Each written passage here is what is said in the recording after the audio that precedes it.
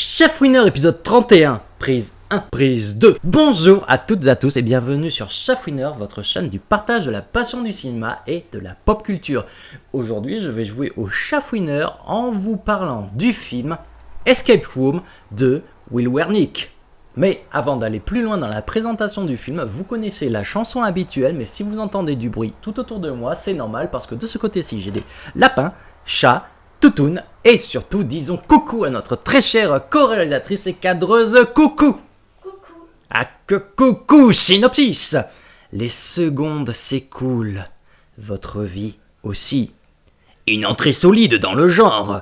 Cryptirock.com. Pour fêter son 30e anniversaire, Kristen emmène son copain Tyler et deux autres couples d'amis au tout nouvel Escape Room. Ah, c'est intéressant. Là, déjà, dans le synopsis, ils disent deux autres couples du film, mais j'y reviendrai tout à l'heure. Le groupe est enfermé dans une chambre et pendant que le temps s'écoule, ils doivent résoudre des puzzles et des énigmes pour pouvoir s'échapper.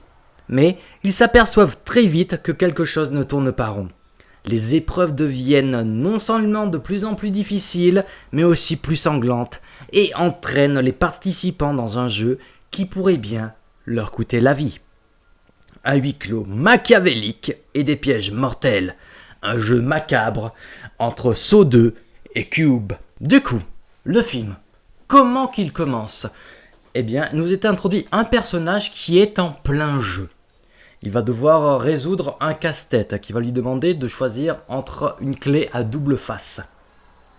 Suite à cela, malencontreusement, il n'a pas l'air d'avoir fait le bon choix et il va y perdre la vie.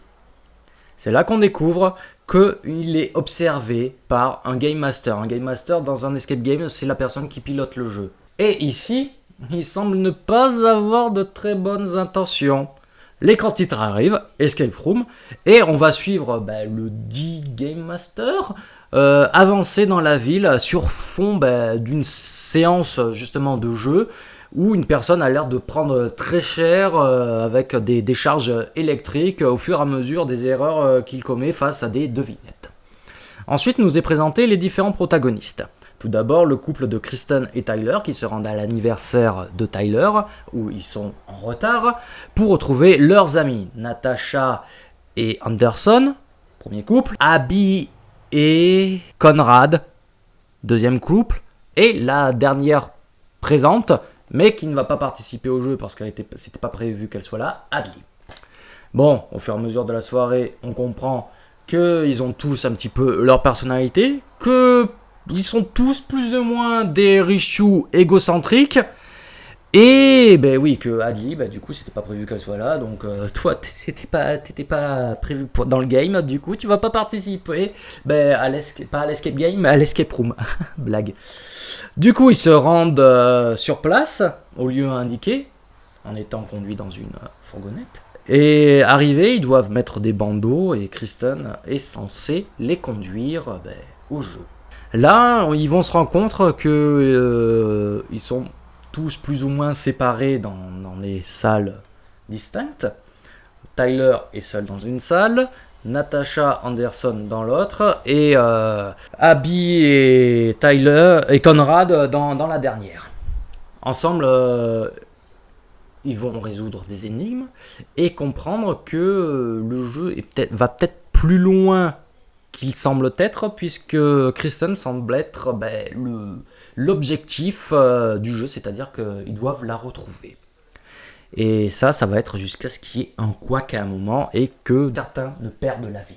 Ça, grosso modo, c'est l'histoire du film. C'est un petit peu long au début parce qu'il y a quand même une grosse mise en place des personnages, même s'il y en a certains qui ne seront pas plus développés que ça. Je parle du couple Conrad-Abby. Heureusement, ils sont là pour faire comprendre aux spectateurs, on peut dire, les enjeux du film.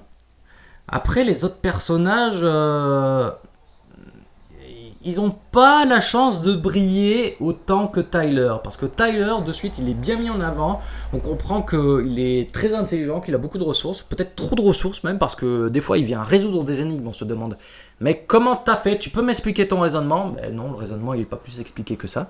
Puisque le gros des énigmes vont tourner autour de lui et de son caractère un petit peu égocentrique, va-t-on dire. Et au fur et à mesure du film, on va voir que, oui, il est un peu mégalomaniaque, hein, puisqu'il en vient même à péter un câble et à vouloir écraser de sa présence les autres, quitte à ne pas les laisser participer au jeu, alors que de base, un escape game, ici Escape Room, bah, c'est censé être un jeu d'équipe. Bon, après, il s'en sort plus ou moins bien, mais ça va pas toujours lui réussir, va-t-on dire.